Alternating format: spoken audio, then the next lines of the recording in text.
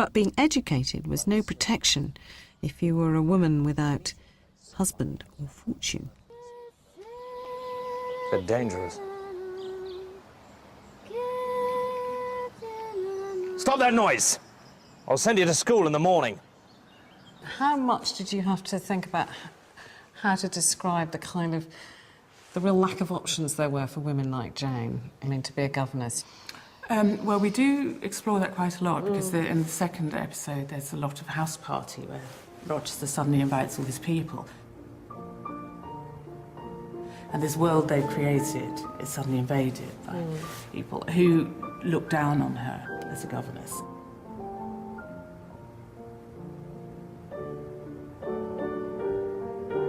And she's reminded of her status in the outside world.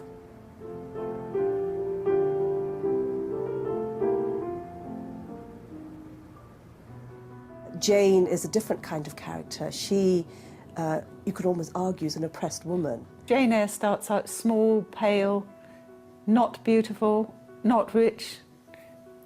She's got nothing except her strength of character and her intelligence to get her through. I think Jane was a proto-feminist, and I didn't realise it as a teenager reading the book, but I picked up on it subsequently.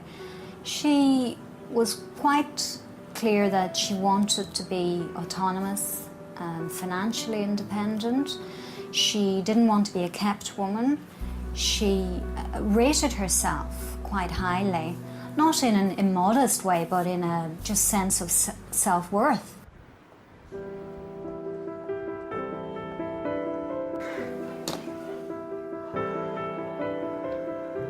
It's hard to imagine now just how shocking the story of Jane Eyre's passionate independence was to readers in 1848. Even Mrs. Gaskell, who was Charlotte Bronte's great friend and biographer, forbade her daughter to read the novel until she was 20. Jane Eyre shocked Victorians because of her personality. She just simply had too much ego. She wasn't docile, she wasn't feminine and dutiful, she was very self-assertive, and she also expressed the fact that she had passions and she had erotic feelings, and that was a complete no-no in that prudish Victorian climate. Readers were shocked and excited, not just by the story of Jane's brush with bigamy and the pyromaniac mad woman in the attic, but by proto-feminist opinions like these. Millions are condemned to a stiller doom than mine, and millions are in silent revolt against their lot. Women are supposed to be very calm generally, but women feel just as men feel. They need exercise for their faculties and a field for their efforts as much as their brothers do.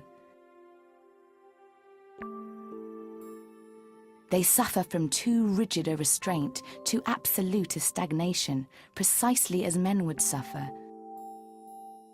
And it is narrow-minded in their more privileged fellow creatures to say that they ought to confine themselves to making puddings and knitting stockings, to playing on the piano and embroidering bags.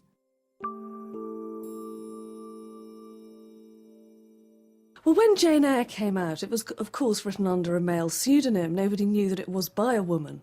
It was an immediate bestseller because nobody had read anything quite so exciting for a very long time. Charlotte wanted the book to be judged on its writing. She didn't want it to be judged by whether the author was a man or a woman, because a certain type of fiction was expected of women of that day, and Charlotte already knew that this book was not going to fit into the usual types of fiction of that time. As soon as critics began to suspect that the author was in fact a woman, there was a huge moral backlash against it, because it was considered to be utterly unfeminine. It didn't conform to the docile idea of what a woman at that period should be. I always liked the idea of being autonomous like Jane. I always liked the notion that I'd make my own decisions and they could be right and they could be wrong, but the buck rested with me. I think romance is full of positive images of women, and I think it's also full of really exciting stories that people should read. I think without having these terrific examples of women authors struggling through the centuries to give us this amazing picture of some of the women's lives, we would have been lesser women in this century, I think. Truly classic heroines like Jane Eyre and Elizabeth Bennet remain forever pert. Others could do with a bit of a nip and tuck. Take Madame Zelenska, the exotic heroine of Eleanor Glyn's Edwardian bunkbuster, 3 Weeks. In 1907, housewives thrilled to the idea of a woman who wanted to play her much younger lover like a violin. Today, the reader just wants to give Madame Zelenska a jolly good slap. My beautiful tiger. Beautiful one. Beautiful one. I know all of your passions, and now I have your skin for the joy of my skin. I was sure you would like it. All the same. All the same? Don't you know how I feel to see you lying there, with your arms round it, wasting your caresses on it? Aristocratic Englishman meets anonymous grand lady, slightly older, at hotel in Switzerland. She seduces him during 3 weeks in Venice. I love you, Paul.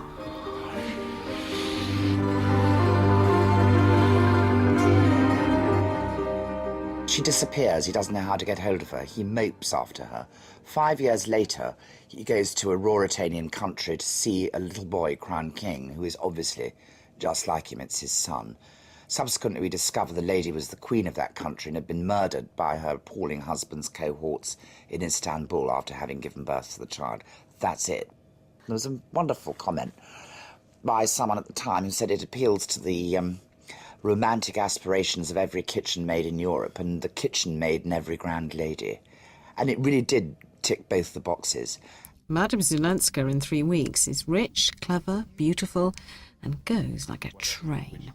Oh, no, no, no, no, no, no, my feeble Paul. How it irritates me, these English answers. She calls the shots all the way through. And one also thinks she'd probably call the sexual shots as well. So it's a completely shocking novel for people of the kind of, early 20s. Completely shocking. Not surprisingly, 3 Weeks became a bestseller following the furore that surrounded its publication. It was deemed immoral by the Provost of Eton, denounced as filth from the pulpit, and banned from publication in America. I wanted to find out whether it still felt as shocking today, so I took it to a book group in Yorkshire to see what they made of it. At the time, it was considered incredibly shocking. Does any of that sort of shock value come through the ages 100 years later? Does it feel shocking now? No.